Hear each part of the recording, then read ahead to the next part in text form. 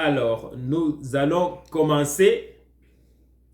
Qui est-ce que je vois là-bas? Je vois Eden qui vient d'arriver. Je vois Exaucé. Je vois Jemima Justice. Ketia Moudimou. Le iPad, c'est sûrement de quelqu'un de Châteauguay. C'est Frida. Et nous allons commencer. Je sais qu'il y en a qui vont nous rejoindre au fur et à mesure que l'on avance. Alors, oui, Jemima Justice est là. J'ai cité son nom, elle nous a guidés dans la prière, la première partie de la prière. Bonjour. Salut, comment ça va? Ça va bien, vous? Très bien, par la grâce de Dieu. Alors, il y a comme pas le mardi passé, l'autre mardi avant, je vous avais promis que nous allons réfléchir sur cet extrait que nous disons toujours. Vous savez, ça fait partie des phrases que j'adore, surtout quand je prie avec la jeunesse, quand je partage avec la jeunesse. C'est qui arrive? Ah, il y a beaucoup de gens dans la salle d'attente. Néhémie et Ketia. Et puis il y a aussi Moril qui arrive sûrement avec Luquin. Néhémie, il est toujours dans la jonction. Ah, ok, finalement, il est connecté. Alors, je vous disais, j'adore beaucoup cette parole qui s'adresse à tout le monde, mais dans ma tête, là, dans mon cœur, là, elle s'adresse spécialement à la jeunesse de l'Arche des dieux. L'Éternel fera de toi la tête et non la queue. Tu seras en haut et tu ne seras jamais en bas. J'adore. D'où c'est tiré de Deutéronome, chapitre 28, ça commence par le verset 12 et 13. C'est là que vous allez trouver cela. La première question que je me pose, est-ce qu'en tant que chrétien, est-ce que ça arrive toujours que dans tous les domaines, je me retrouve la tête et non la queue? La réponse apparente est, mais pas toujours. Parce qu'il y a des domaines où même un non-chrétien peut te battre, n'est-ce pas? À l'école, au travail, dans le sport. Alors ça veut dire que cette parole n'est plus vraie. Parce qu'elle dit que l'Éternel fera de toi la tête et non la queue. Tu seras en haut et tu ne seras jamais en bas. La première réponse est que cette parole, la parole de Dieu ne peut pas se tromper. Elle est vérité, hier, aujourd'hui et demain. Mais comment est-ce que nous pouvons comprendre cette parole, toujours dans le contexte, dans l'ensemble de la parole de Dieu? Voyons tout d'abord qu'est-ce que cette parole, tous les versets disent à partir du verset 12 jusqu'au verset 13. L'Éternel t'ouvrira son bon trésor. C'est Deutéronome chapitre 28, versets 12 et 13, qui dit: L'Éternel t'ouvrira son bon trésor, le ciel, pour envoyer à ton pays la pluie en son temps et pour bénir tout le travail de tes mains. Tu prêteras à beaucoup de nations et tu n'emprunteras point. Et c'est là que vient notre verset. L'Éternel fera de toi la tête et non la queue. Tu seras toujours en haut et tu ne seras jamais en bas. Lorsque tu obéiras au commandement de l'Éternel ton Dieu et que je te prescris aujourd'hui, lorsque tu les observeras et les mettras en pratique. Voilà le contexte. Il y a déjà des éléments puissants qui sont introduits dans cela, qui vont faire que effectivement tu seras toujours la tête et jamais la queue. C'est quoi le premier élément que nous retenons? Toujours dans le verset 12. Le Seigneur bénira tout le travail de tes mains. Oh, il ne s'agit pas tout simplement de miracles magiques là. Il s'agit de celui qui travaille. Le Seigneur bénit le travail de tes mains. Que veut dire le travail? Ça veut dire l'effort que tu mets. En d'autres termes, un chrétien doit travailler comme si tout dépendait de lui, du chrétien, et en même temps, tu dois croire comme si tout dépendait de Dieu. Parce que nulle part, le Seigneur nous parle de faire de la magie. Le Seigneur a béni le travail. Déjà, même après notre péché originel, n'est-ce pas, dans le jardin d'Éden, c'est à la sueur de notre front que nous allons prospérer, que nous allons manger. Ça n'a jamais été gratuit. Maintenant, comment mettre en rapport, en relation, la promesse de Dieu avec le travail?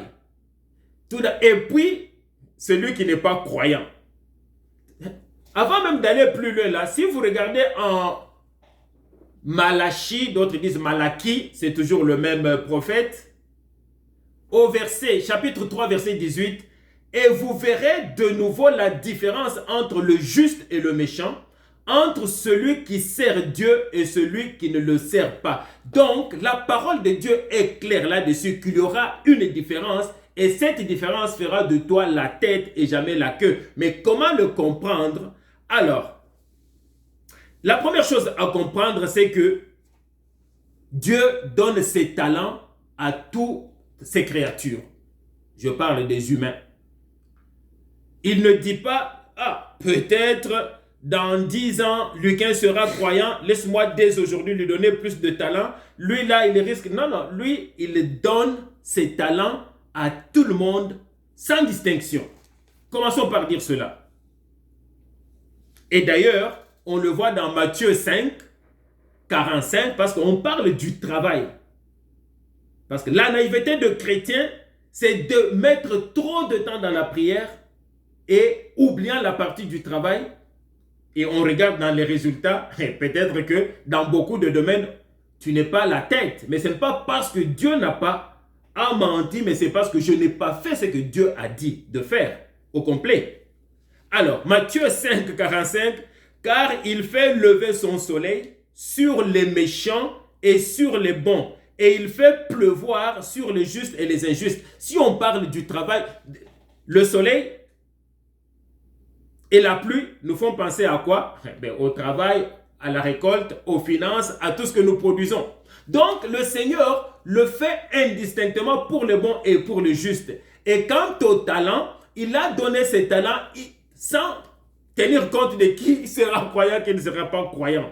Alors, si maintenant le non-croyant met ses talents en pratique et il travaille matin, midi, soir, même sans être croyant, il est déjà en train de respecter les lois de Dieu. Et donc, il va prospérer. Mais où est la différence? C'est quand, à talent égal, et qu'un non-croyant bat un croyant, là, le croyant a un problème de conversion.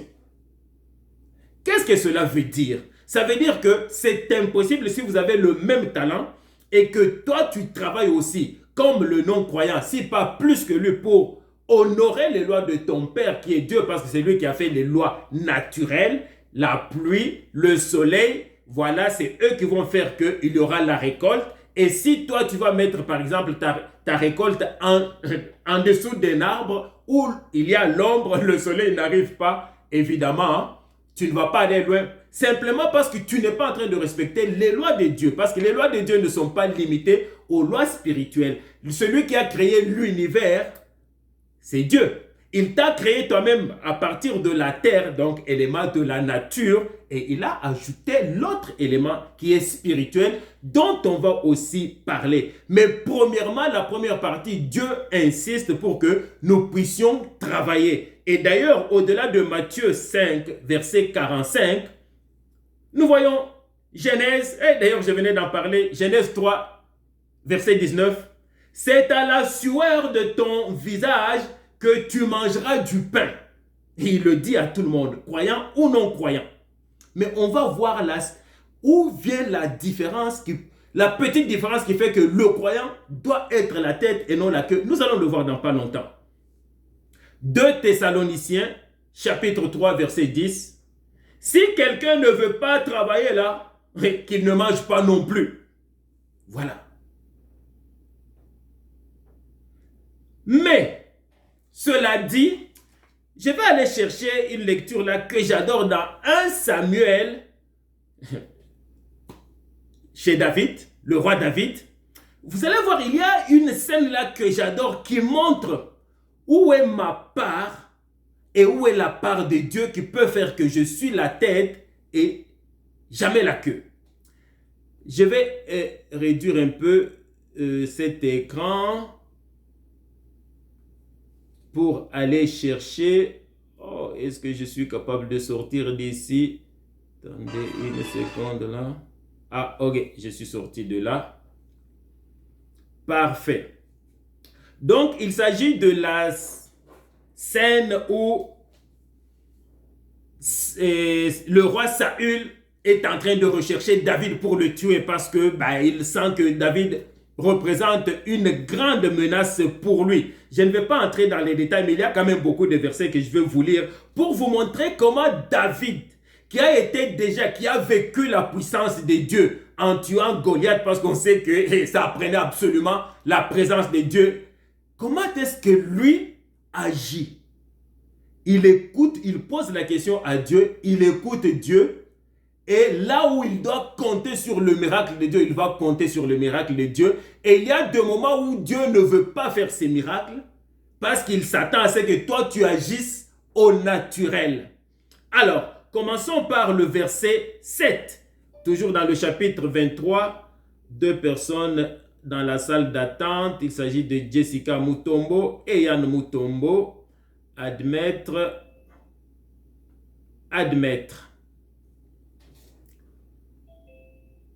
Parfait. Excellent. Donc, on va commencer par le verset 7. Saül fut informé de l'arrivée de David à Keïla et il dit: Dieu le livre entre mes mains, car il est venu s'enfermer dans une ville qui a des portes et des barres. Et Saül convoqua tout le peuple à la guerre afin de descendre à Keïla et d'assiéger David et ses gens. Alors, je vais sauter beaucoup de versets. David, ayant eu connaissance du mauvais dessein que Saül projetait contre lui, dit au sacrificateur Abiatar: apporte l'éphod. Et David dit: Éternel Dieu d'Israël, ton serviteur apprend que Saül veut venir à Keïla pour détruire la ville à cause de moi. Les habitants de Keïla me livreront-ils entre ses mains? David pose la question à Dieu. Est-ce que toi qui vois tout là, est-ce que tu penses que je dois rester ici me cacher, ou bien est-ce qu'ils vont me livrer? Saul, il pose encore la deuxième question. Saül descendra-t-il comme ton serviteur l'a appris? Est-ce que Saül va vraiment venir jusqu'à moi me toucher? L'Éternel Dieu d'Israël daigne le révéler à ton serviteur. Et l'Éternel répondit: il descendra. David dit encore: les habitants de Keïla me livreront-ils, moi et mes gens, entre les mains de Saül? Et l'Éternel répondit: ils te livreront. Maintenant, regardez qu'est-ce que David fait. David, en ce moment-là, ne demande pas un miracle à Dieu. Ne reste pas caché quelque part. Seigneur, je te connais, je sais. Non. Il utilise le naturel, son intelligence, et il se met à fuir pour aller se cacher. On va admettre Kay qui est en attente ici. Parfait. Alors, écoutez qu'est-ce que la parole de Dieu dit au verset 12, 13. Alors, ça c'est la conclusion, David se leva avec ses gens au nombre d'environ 600 hommes. Ils sortirent de Keïla et s'en allèrent où ils purent. Donc, ils se sont sauvés. Il n'a pas dit: Dieu qui m'avait fait battre Goliath, Seigneur, tu dois faire ton miracle. Non, il s'enfuit. C'est-à-dire, il n'attend pas comme un miracle magique en ce moment-là. Il fait ce que toute autre personne aurait fait, se débrouiller au naturel pour échapper et fuir. Il y a Emmanuel qui est là. Alors, donc, il s'est sauvé. Saül, informé que David s'était aussi sauvé de Keïla, suspendit sa marche. Il l'a suspendu parce que David s'est sauvé. Alors, on va aller plus loin. David va aller se cacher dans le désert. On descend jusqu'au verset 25. Alors, il y a encore quelque chose qui s'est passé. Saül a découvert maintenant où se trouve David.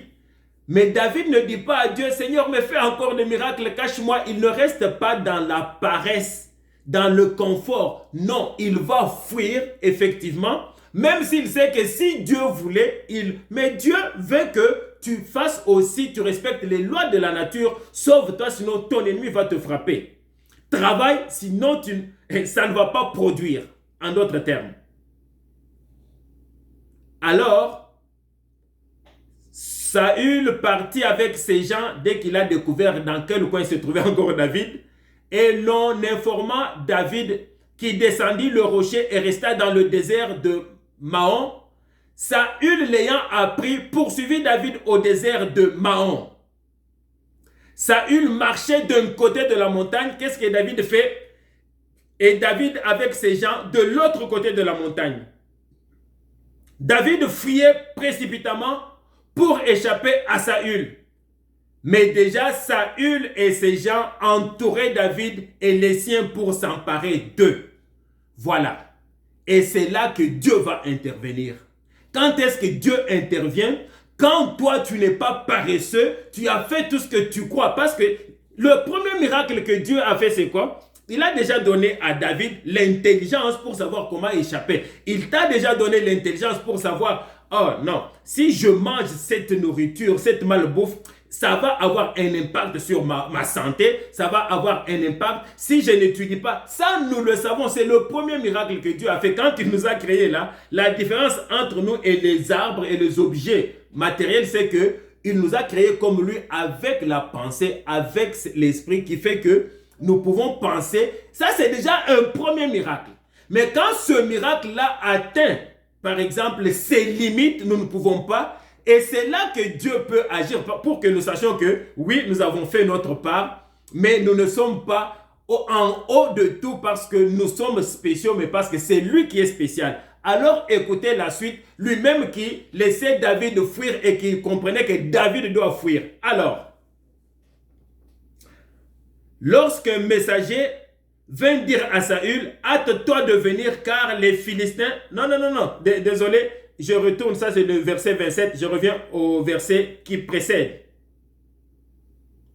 Alors, on dit, Saül marchait d'un côté de la montagne et David avec ses gens de l'autre côté de la montagne. David fuyait précipitamment pour échapper à Saül, mais déjà, Saül et ses gens entouraient David et les siens pour s'emparer d'eux. Maintenant, David n'a plus aucune façon de s'échapper et c'est là que Dieu agit. Comment est-ce qu'il agit? Lorsqu'un messager vint dire à Saül, hâte-toi de venir car les Philistins ont fait invasion dans les pays. Ah, voilà qu'est-ce que Dieu est capable de permettre. Quand David est mal pris, il va être attrapé maintenant là, pris, tué.